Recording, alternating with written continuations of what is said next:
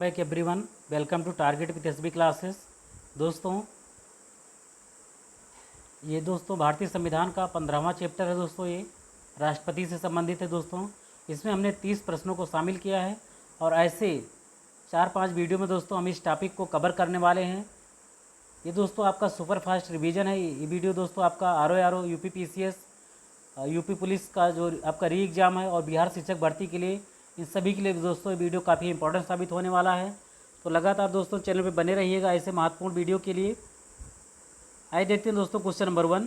इसके पहले की दोस्तों अगर आपने वीडियो नहीं देखी है, उसकी प्लेलिस्ट बना दी गई है, उसको जा करके आप सभी लोग देखिए और अपनी जो तैयारी है उसको एक अच्छा अंजाम दीजिए, उसकी तैयारी को और बेहतरीन करिए।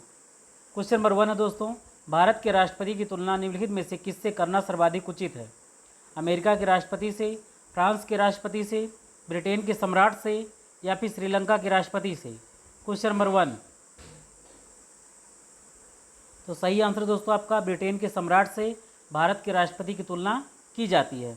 क्वेश्चन नंबर 2, भारत में कार्यपालिका का अध्यक्ष कौन होता है? राष्ट्रपति, प्रधानमंत्री, विरोधी दल का नेता या फिर भारत सरकार का मुख्य सचिव? क्वेश्चन नंबर 2, तो सही आंसर दोस्तों आपका कार्यपालिका का जो अध्यक्ष होता है दोस्तों वो राष्ट्रपति होता है। कौन होता है? राष्ट्रपति। इसमें दोस्तों हम बहुत ज़्यादा विस्तृत ढंग से वर्णन ना करके, ठीक है, हम आपका एक सुपर फास्ट तरीके से रिवीजन करवा रहे हैं। आप कमेंट बॉक्स में दोस्तों ज़रूर बताइएगा कि मेरा इसमें से कितना प्रश्न सही हो रहा है। क्वेश्चन नंबर 3, संघ की कार्यपालिका शक्ति निहित है किसमें? प्रधानमंत्री में, राष्ट्रपति में, मंत्रिपरिषद में या फिर संसद में? तो सही आंसर दोस्तों आपका राष्ट्रपति में। दोस्तों आप वीडियो को पॉज करके भी अपना आंसर आप कहीं कॉपी या पेन में नोट कर सकते हैं और फिर जो है मिलान करके देखें कि मेरा कितना प्रश्न इसमें से सही हो रहा है। क्वेश्चन नंबर 4, भारत का राष्ट्रपति क्या होता है? राज्य का प्रधान है, राज्य का प्रधान नहीं है, केवल सरकार का प्रधान है या फिर राज्य और सरकार दोनों का प्रधान है? तो सही आंसर दोस्तों आपका राज्य का प्रधान है। किसका प्रधान है? राज्यों का क्या है? प्रधान है। राज्य में तो दोस्तों क्या होते हैं? राज्यपाल होते हैं, लेकिन उन सभी का राज्यपाल, मुख्यमंत्री जितने भी हैं वो सबका क्या है? मुखिया होता है। भारत के राष्ट्रपति को देश का प्रथम नागरिक भी कहा जाता है। अभी आगे आने वाले क्वेश्चन में देखेंगे। क्वेश्चन नंबर 5, भारतीय संविधान के अनुसार देश का प्रथम नागरिक कौन होता है? राष्ट्रपति, लोकसभा अध्यक्ष, उपराष्ट्रपति या फिर प्रधानमंत्री? तो सही आंसर दोस्तों आपका राष्ट्रपति। क्या सही है? राष्ट्रपति। क्वेश्चन नंबर 6, भारतीय संविधान के अनुसार संघ की कार्यपालिका शक्तियाँ किसमें निहित होती हैं? प्रधानमंत्री, संसद या फिर मंत्रिपरिषद या फिर राष्ट्रपति? सही आंसर दोस्तों आपका राष्ट्रपति। ठीक है, संघ की कार्यपालिका शक्तियाँ किसमें निहित होती हैं? राष्ट्रपति में। क्वेश्चन नंबर 7, भारतीय संविधान के अनुसार देश की तीनों सेनाओं का प्रमुख कौन होता है? राष्ट्रपति, उपराष्ट्रपति, थल सेनाध्यक्ष या फिर फील्ड मार्शल? सही आंसर दोस्तों आपका राष्ट्रपति। क्या सही है? राष्ट्रपति। क्वेश्चन नंबर 8, भारत का राष्ट्रपति होता है भारत का वास्तविक शासक, राज्य का संवैधानिक अध्यक्ष, राज्य और सरकार का अध्यक्ष या फिर बहुमत दल का नेता? तो सही आंसर दोस्तों आपका राज्य का संवैधानिक अध्यक्ष है। कौन? भारत का राष्ट्रपति। क्वेश्चन नंबर 9, भारतीय सशस्त्र सेनाओं का सर्वोच्च कमांडर कौन होता है? ठीक है, ये क्वेश्चन दोस्तों चाहे वन लाइनर के रूप में आए या कई क्वेश्चन को मिला करके आपके पीसीएस के एग्जाम में भी पूछा जा सकता है। ठीक है, और फिर ये ऑप्शन बना के पूछ लिया जाएगा, पहला सही है, दूसरा सही है या फिर दोनों सही हैं या फिर इनमें से कोई नहीं सही है। ठीक है, ऐसे ही 4 ऑप्शन बना करके आपके बीच में क्वेश्चन आ जाता है और आप कंफ्यूज हो जाते हैं। तो आपको कंफ्यूज नहीं होना है, इसलिए मैं आपके बीच में ऐसा ही वीडियो लाता रहता हूँ। ठीक है, तो सर्वोच्च कमांडर कौन होता है दोस्तों? राष्ट्रपति होता है। कौन होता है? राष्ट्रपति। क्वेश्चन नंबर 10, भारत के राष्ट्रपति के लिए कौन सी योग्यता आवश्यक नहीं है? कौन सी नहीं है? वो भारत का नागरिक हो, ये तो होना चाहिए, और 35 वर्ष से अधिक आयु का हो, यानी कि कम से कम 35 वर्ष की आयु होनी चाहिए राष्ट्रपति के योग्यता के लिए। उसमें लोकसभा के सदस्य के लिए निर्धारित सभी योग्यताएं होनी चाहिए। बिल्कुल बात सही है। वह संसद के किसी सदन का सदस्य हो। ठीक है, ये कोई ज़रूरी नहीं है महाशय कि वो संसद के किसी सदन का सदस्य हो तभी वो राष्ट्रपति का चुनाव लड़ सकता है। ऐसा संविधान में कहीं कहा नहीं गया है। क्वेश्चन नंबर 11, भारत के राष्ट्रपति निर्वाचित होने के पात्र बनने के लिए किसी व्यक्ति की आयु कितनी होनी चाहिए? 21 वर्ष, 25 वर्ष, 30 वर्ष या फिर 35 वर्ष? बताइएगा प्यारे मोहन। तो 21 वर्ष दोस्तों गांव के सरपंच का चुनाव होने के लिए होना चाहिए। 25 वर्ष दोस्तों लोकसभा और विधानसभा के सदस्यों का चुनाव होने के लिए होना चाहिए। 30 वर्ष विधान परिषद के लिए होना चाहिए और फिर 35 वर्ष राष्ट्रपति के लिए होना चाहिए। तो आपका सही आंसर क्या है दोस्तों? 35 वर्ष। कितना? 35। क्वेश्चन नंबर 12, राष्ट्रपति पद के उम्मीदवार के लिए अधिकतम आयु कितनी होनी चाहिए? 65, 70, 75 या फिर no limited of age? Question number 12, तो सही आंसर दोस्तों आपका संविधान में कहीं ऐसा उल्लेख नहीं किया गया है कि जो आयु है वो कोई एक लिमिट होनी चाहिए इसके अंदर। ठीक है, ऐसा कहीं नहीं कहा गया। क्वेश्चन नंबर 13, एक व्यक्ति राष्ट्रपति पद के लिए अधिकतम कितनी बार निर्वाचित हो सकता है? 2 बार, 3 बार, 4 बार या फिर कोई सीमा नहीं? बताइए। कोई सीमा नहीं है। ठीक है, जबकि अमेरिका का जो प्रेसिडेंट होता है केवल 2 बार चुना जा सकता है बस। भारत में तो कईयों बार चुने जा सकते हैं, ऐसा होता नहीं है। हालांकि 2 ही बार हुआ है, लेकिन हमारे संविधान में ऐसा कहीं लिखा नहीं गया है ना।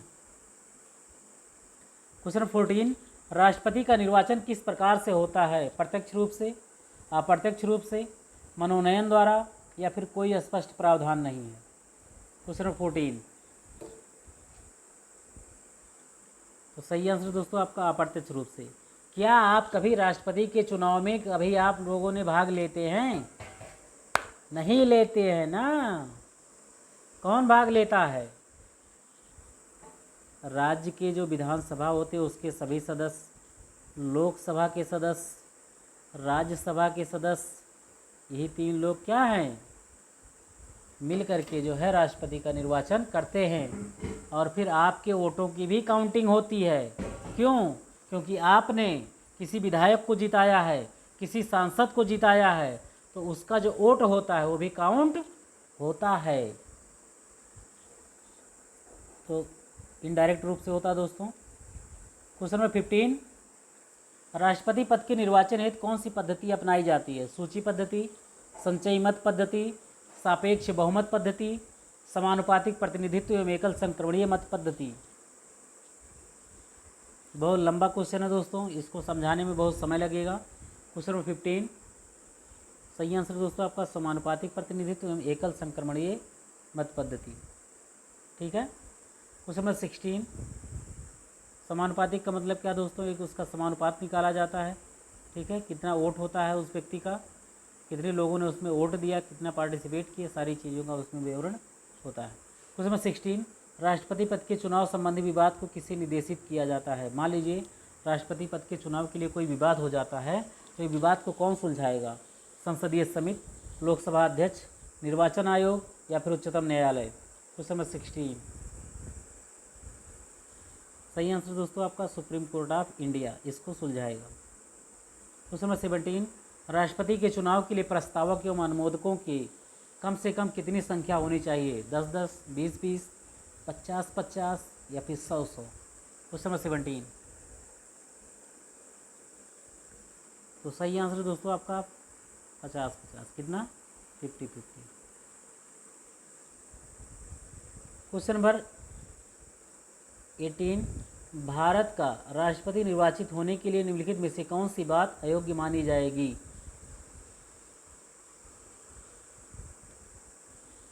ठीक है, अभी हमने बताया आपको नागरिक होना चाहिए, 35 वर्ष की आयु पूर्ण कर चुका हो, लोकसभा का सदस्य निर्वाचित होने के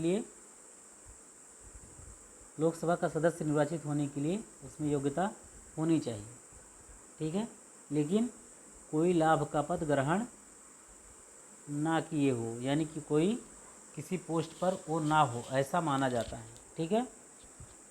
कहीं सरकारी पोस्ट पे ना हो, या कहीं से कोई सरकारी योजनाओं सरकारी की तरफ से कोई लाभ ना ले रहा हो, ठीक है, तो ऐसे व्यक्ति को राष्ट्रपति का निर्वाचित नहीं किया जा सकता है, उसको अपना पद त्याग करना पड़ेगा। क्वेश्चन नंबर 19, भारत में राष्ट्रपति का चुनाव किया जाता है प्रत्यक्ष निर्वाचन द्वारा, एकल हस्तांतरीय मत पद्धति द्वारा, आनुपातिक मत प्रणाली द्वारा, या फिर खुला बैलेट प्रणाली द्वारा। क्वेश्चन नंबर 19,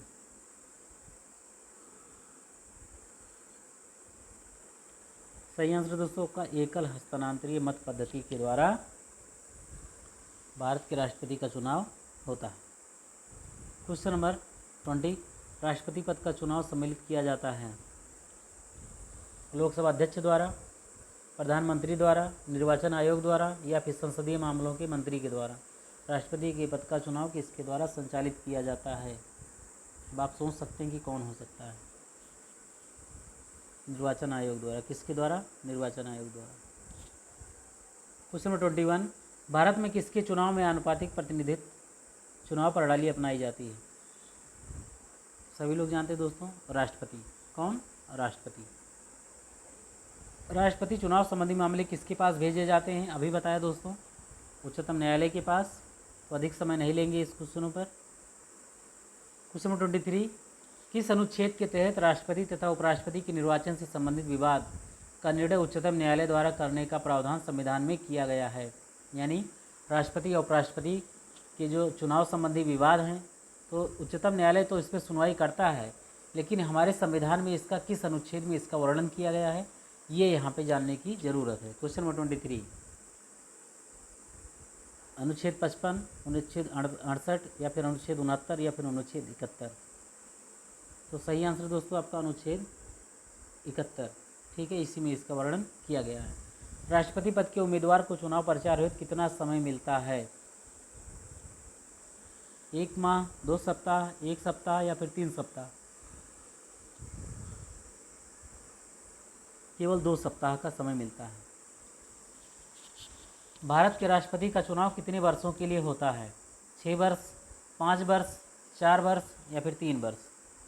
भारत के राष्ट्रपति का चुनाव कितने वर्षों के लिए होता है? तो कितने वर्षों के लिए? 5 वर्ष। क्वेश्चन नंबर 26, किस अनुच्छेद के तहत राष्ट्रपति अपने पद ग्रहण करने की तिथि से 5 वर्ष की अवधि तक ग्रहण करेगा या बना रहता है? बताइएगा। अनुच्छेद 55 में बताया गया है, अनुच्छेद 56, अनुच्छेद 57, या फिर अनुच्छेद 58 में? किस में कहा गया? तो आर्टिकल नंबर 56 में ऐसा वर्णन किया गया है।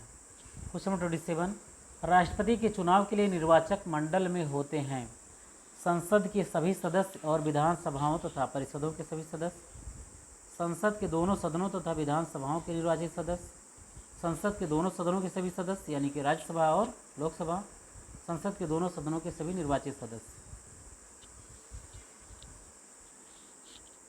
क्वेश्चन नंबर 27,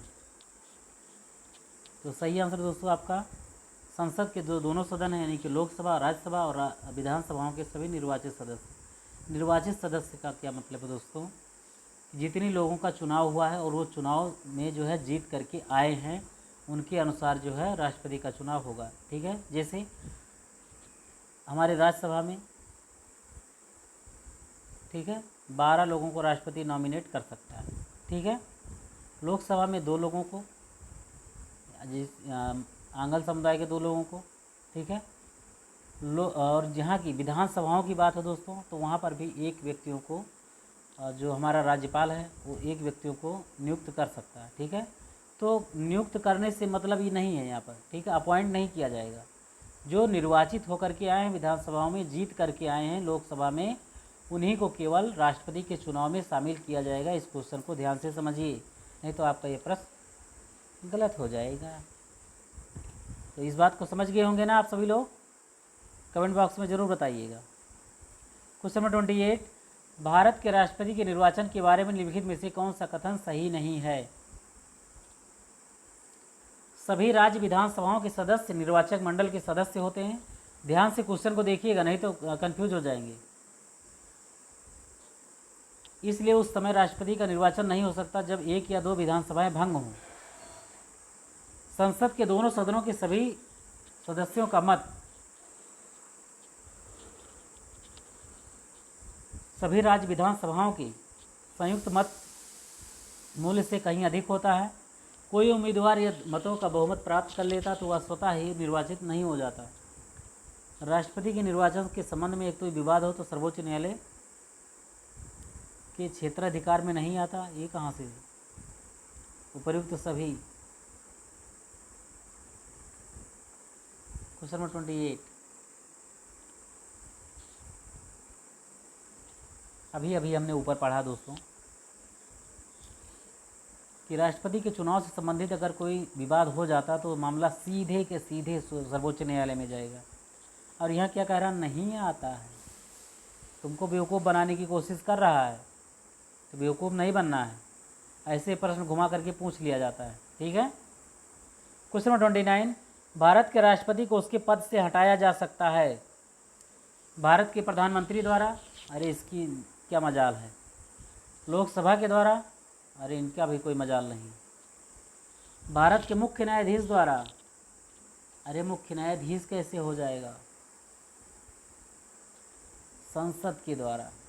और फिर क्या होता है, महाभियोग लाया जाता है। महाभियोग की प्रक्रिया कहाँ से वर्णित है? आर्टिकल नंबर 61 में। इसको भी आगे पढ़ेंगे। क्वेश्चन नंबर 30 देखेंगे, भारत के राष्ट्रपति को पद से हटाने की क्या प्रक्रिया है? संसद के द्वारा अविश्वास का प्रस्ताव, मंत्रिपरिषद का राष्ट्रपति को हटाने संबंधी प्रस्ताव, सर्वोच्च न्यायालय का निर्देश, या फिर संसद द्वारा महाभियोग। तो अभी बताया दोस्तों, संसद के द्वारा महाभियोग की प्रक्रिया लाई जाएगी और इसके लिए राष्ट्रपति को 14 दिन पहले सूचना भी दी जाती है। ठीक है। और जब इसके बारे में संसद में कदाचार या फिर कानून के समक्ष अगर कोई उल्लंघन पाया जाता है तो फिर एक अविश्वास प्रस्ताव लाया जाता है दोस्तों, महाभियोग लाया जाता है। ठीक है। और फिर जब साबित हो जाता है कि हाँ गलत है तो फिर राष्ट्रपति को अपने पद से इस्तीफा देना पड़ता है। ठीक है। तो ये था दोस्तों आपके बीच में 30 इम्पोर्टेंट प्रश्न। इसके बाद का जो टॉपिक है दोस्तों, इसके बाद के जो प्रश्न हैं हम ज़रूर बहुत जल्द आपके बीच में लेकर के उपस्थित होंगे। ठीक है। मिलते हैं दोस्तों बहुत जल्द। Thanks for watching, keep share and watch the video. Thanks for watching. जय हिंद।